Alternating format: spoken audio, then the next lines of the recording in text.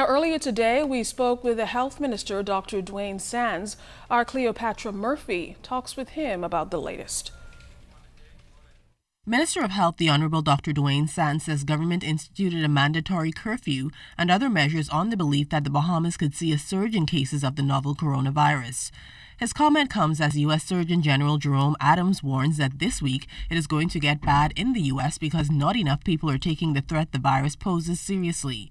Dr. Sands says strategies employed have been about avoiding a worst-case scenario. This is the belief, based in science, that if we make these interventions, that we can flatten the curve, meaning that we can reduce the number or the spike of cases to keep it at a manageable level so that the health system and health workers are not overwhelmed, so that the country is not overwhelmed. Already across the globe, more than 373,000 cases of the novel coronavirus have been diagnosed, while more than 16,000 people have died. In the U.S., cases have surged in the last week, with more than 41,000 people diagnosed and more than 500 dead.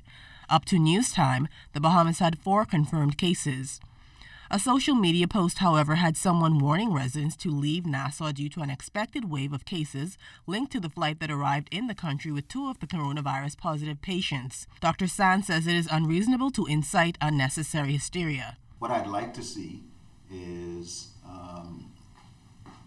an opinion about the facts based on the best evidence, and then you can put your spin on it. But don't go and create some story that has no basis in fact, basically because it's going to get you some likes or get you some shares or get people to believe that you were the first one to say it. That is irresponsible.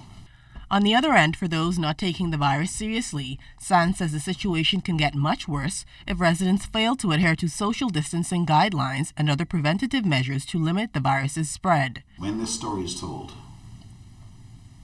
we're going to know whether we took this thing seriously or not based on the number of family members that we bury, based on the number of people that get sick, and based on whether or not this community, this country is able to rebound. Cleopatra Murphy, ZNS Network News.